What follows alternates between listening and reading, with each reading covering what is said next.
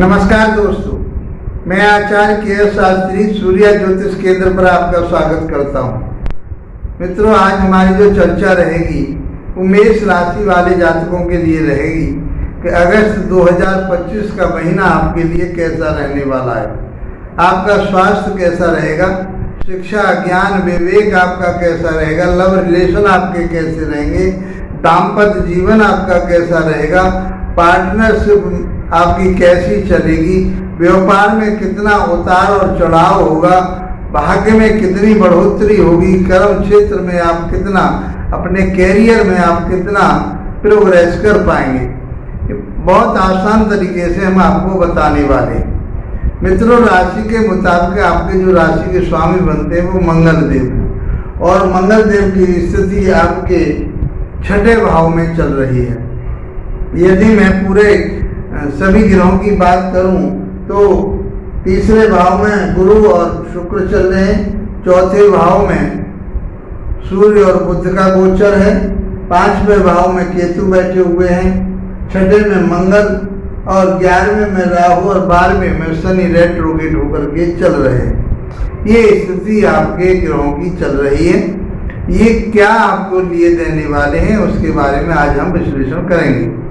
मित्रों, आज यदि आप हमारे चैनल पर पहली बार आए हैं और वीडियो आपके लिए लाभप्रद लगता है तो इसको लाइक, शेयर, सब्सक्राइब करके अवश्य जाइए और कोई विश्लेषण आपको कराना है तो मेरे व्हाट्सएप नंबर पर संपर्क कर सकते हैं।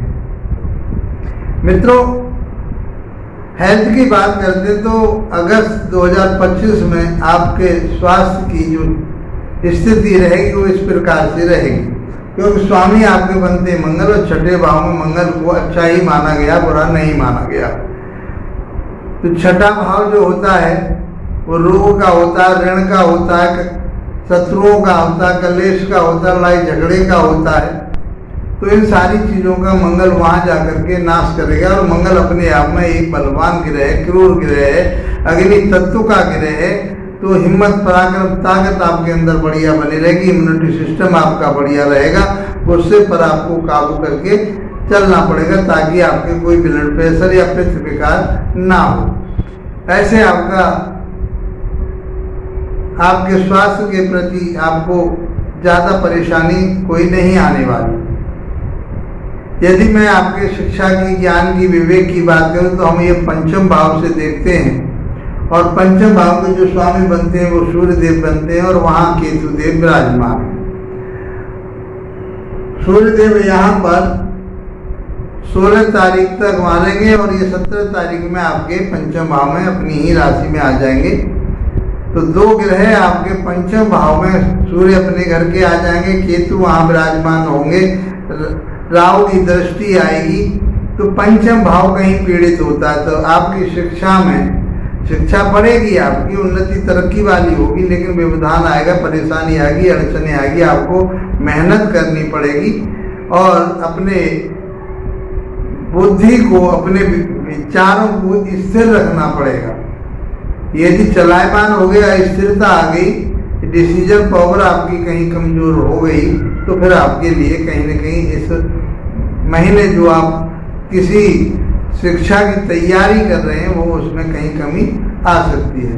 लव रिलेशन की बात करें तो लव रिलेशन में भी आर्गूमेंट ना चलाएं, अपने ऐसे आर्गूमेंट ना करें जो आपकी बनी बनाई बात, जो आपके संबंध बढ़िया चल रहे थे, मधुरता चल रही थी, उसमें कहीं डिस्टर्बेंस हो जाए।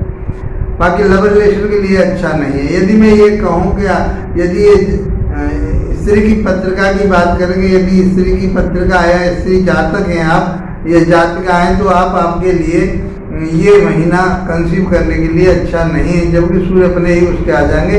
यदि कंसीव करते हैं तो आपको डॉक्टरी सलाह अवश्य लेनी पड़ेगी। यदि जिन जातिकाओं के गर्भ में शिशु इस समय चल रहे हैं, पल रहे हैं और उनकी डिलीवरी इस महीने होने वाली है तो उनके लिए भी बहुत सतर्कता से रहना पड़ेगा और डॉक्टरों की सलाह लेनी पड़ेगी, क्योंकि ऑपरेशन होने की संभावना बन जाती है।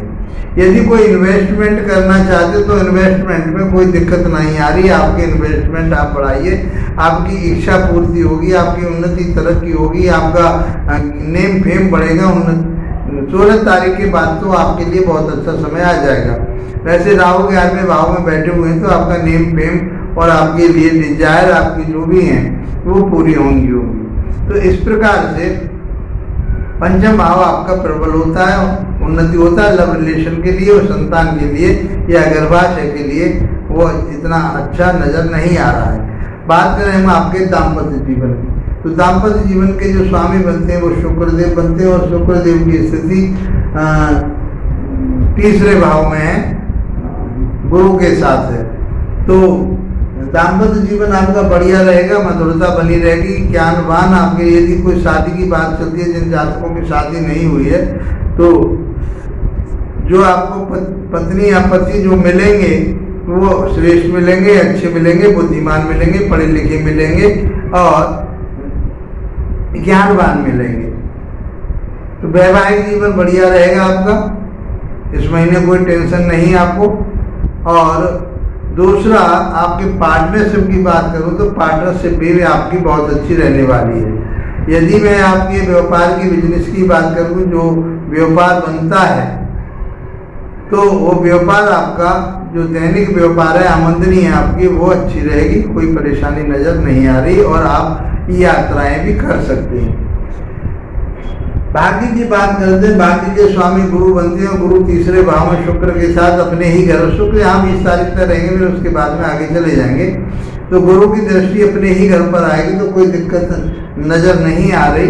तो आपका भाग्य साथ देगा, धर्म कर्म से आप जुड़ेंगे, वेद वेदांतों से जुड़ेंगे, गुरुओं के साथ आपके ताल्लुकात अच्छे रहेंगे।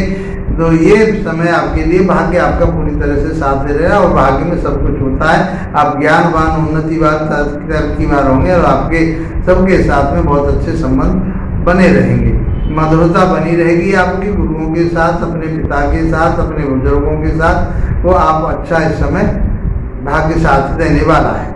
इस महीने में आपके लिए किसी तरह की कोई परेशानी नजर नहीं आ रही। यदि मैं कैरियर की बात करूं तो वहाँ के स्वामी बनते हैं शनिदेव और शनिदेव की स्थिति 12वें भाव में है और 12वें भाव में रेट्रोगेट होकर के चल रहे हैं। तो 12वां भाव होता है विदेश का, उन्नति का, तरक्की का। आपका विदेश में जाकर के उन्नति और तरक्की होगी आपकी।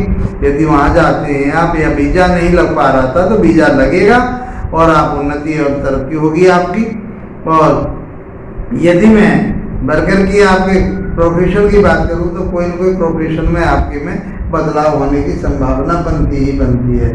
या आपकी जो इनकम है वो कहीं आपके काम के ऊपर खर्च हो, इनकम जो है आपकी वो काम के ऊपर खर्च हो सकती है। 12वां भाव खर्चे का, व्यय का कहा गया है। तो अपने मान सम्मान का ध्यान रखिए, अपने पैसे पर, अपनी धनराशि पर, अपने खर्चे पर आपको नियंत्रण रखना पड़ेगा।